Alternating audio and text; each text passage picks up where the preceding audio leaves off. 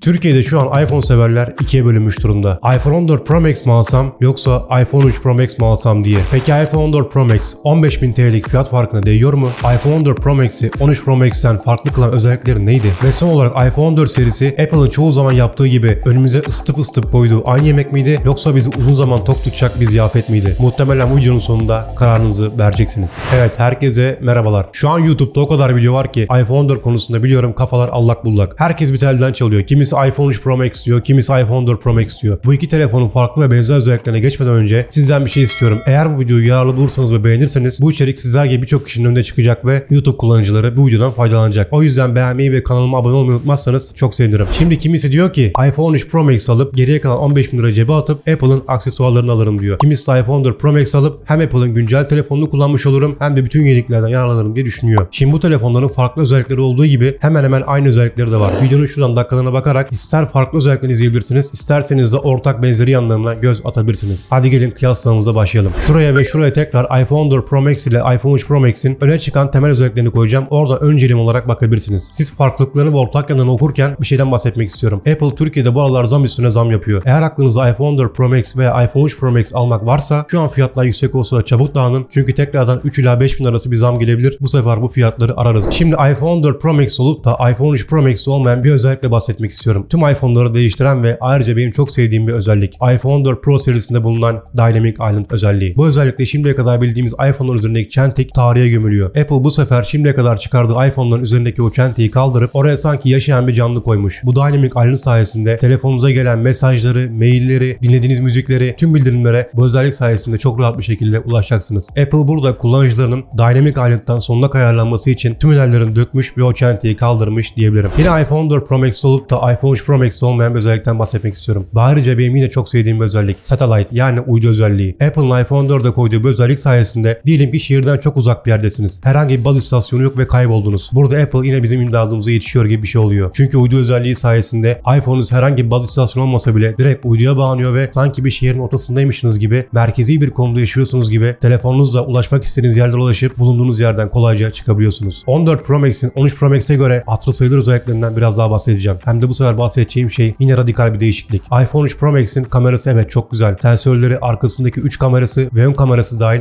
iPhone serilerinin en iyisi diyebilirim. Fakat bu sefer işler değişti. iPhone 13 Pro Max'in kamerası alıştığımız Apple'ın 12 megapiksel kamerası. Fakat iPhone 14 Pro Max'in tam 48 megapiksel kamerası var. Eğer kamera işleriniz varsa, içerik üretiyorsanız veya benim işim video diyorsanız burada iPhone 13 Pro Max'e nazaran iPhone 14 Pro Max almanızı öneririm. Aralarındaki bir diğer fark ise bakın bu olay var ya biraz benim garibime gitti. Şimdi biliyorsunuz ki iPhone 13 Pro Max A15 Bionic çip kullanıyor. Peki standart iPhone 14 ve iPhone 14 Plus ne kullanıyor? Onlar da A15 Bionic çiplerle geldi. Eğer ki iPhone 14 Pro veya Pro Max almayacaksanız normal giriş seviyesi iPhone 14 almak bana göre biraz mantıksız geliyor. Çünkü 13 Pro Max de hemen hemen aynı özelliklere sahip. Bu yüzden böyle düşünceniz varsa iki kere düşünün derim. Fakat yine 14 Pro serisinde işler değişiyor. iPhone 14 Pro Max A16 çip kullanıyor. A16 çip sayesinde iPhone 13 Pro Max'ten daha hızlı, daha akıcı ve gündelik işlerinizi daha hızlı ve profesyonelce halletmenizi sağlıyor. Bu detayı da unutmamanızı tavsiye ediyorum. Ve yine iPhone 14 Pro Max olup da iPhone 13 Pro Max olmayan bir şeyden bahsetmek istiyorum. Bak bu özellik var ya, sporla uğraşanların, aksiyonla uğraşanların, hareketli video çekenlerin, koşu, yürüyüş, bisiklet sürme, atlama, zıplama her ne yapıyorsanız çok işinize yarayacak bir özellik. iPhone 14 Pro Max'te bulunan Action modu. Aslında bu moda görüntü sabitlemeye diyebiliriz. Aynı profesyonel kameralardaki gibi eliniz ne kadar hareket ederse etsin,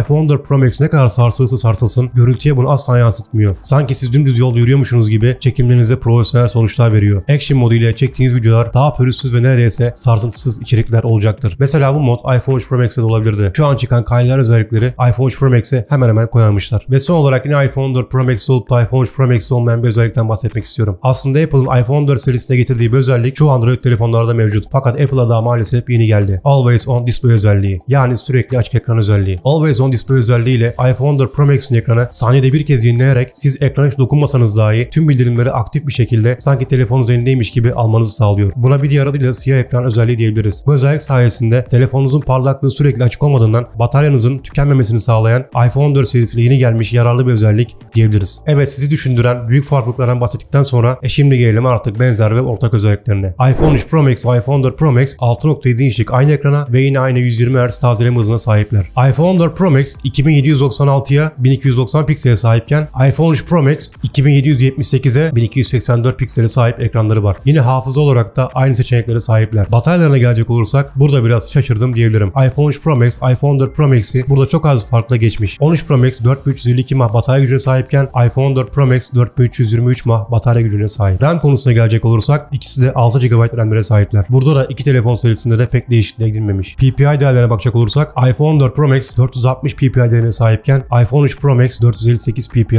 değerlerindedir. SIM kart özelliği olarak ikisi de Nano, SIM2 ve eSIM özelliklerine sahipler. Yine iPhone 14 Pro Max ve iPhone 13 Pro Max IP68 sertifikalarına sahip. Yani bu iPhone'lar suya ve toza dayanıklı. Renklerine gelecek olursak iPhone 13 Pro Max gümüş, altın, grafit ve siyah mavisi renkleriyle geliyor. iPhone 14 Pro Max ise derin mor, altın, gümüş ve uzay grisi renkleriyle geliyor. Türkiye'de sansasyonel neden olan fiyatlarını söylemek istiyorum. iPhone 13 Pro Max'in 1 TB'lık güncel fiyatı 42.999 TL iken iPhone 14 Pro Max'in fiyatı 57.199 TL. Peki size şimdi saydığım farklılıklardan ve hemen hemen ortak özelliklerinden sonra siz hangisini seçerdiniz? iPhone 14 Pro Max alır mı diyorsunuz? Yoksa iPhone 13 Pro Max'in özellikleri bana yeter de artar, çok yükseklerde gözüm yok mu diyorsunuz? Gerçi şu anda 13 Pro Max'ten ucuz bir telefonmuş gibi bahsediyorum ama pek olmadı. Her neyse. Bu konu hakkında kendi fikrimden bahsedecek olursam ben 13 Pro Max kullansaydım iPhone 14 veya Plus kesinlikle almazdım. Fakat Pro'ya geçmek bir tık daha mantıklı diyebilirim. Ama kesinlikle iPhone 14 Pro Max'e geçerdim. Çünkü A16 biyonik çip bulundurması, Action modu, 48 megapiksel, ayrıca dinamik island yani hareketli ada özelliği, o alıştığımız çentiğin kalkıp da böyle fonksiyonel bir özellik olarak gelmesi beni etkiledi diyebilirim. O yüzden kendi fikrim olarak size tavsiyem 13 Pro Max'iniz varsa geçmek bence mantıksız. Peki sizin şu an son kararınız ne? Hangisini almaya karar verdiniz? iPhone 14 Pro Max mi yoksa iPhone 13 Pro Max mi? Lütfen seçimlerinizi veya hangisini alırım diyorsanız yorumlarda bildirmeyi unutmayınız. iPhone 13 Pro Max ve iPhone 14 Pro Max'in arasında kalanlara eğer biraz yardımcı olduysam kanalıma abone olmayı, bildirimleri açmayı ve burası çok önemli. Eğer bu içerik sana yararlı olduysa koskocaman beğen tuşuna basmayı unutmayın. Bir başka teknoloji videomuzda görüşmek üzere. Kendine çok iyi bak. Teknolojiden uzak kalma.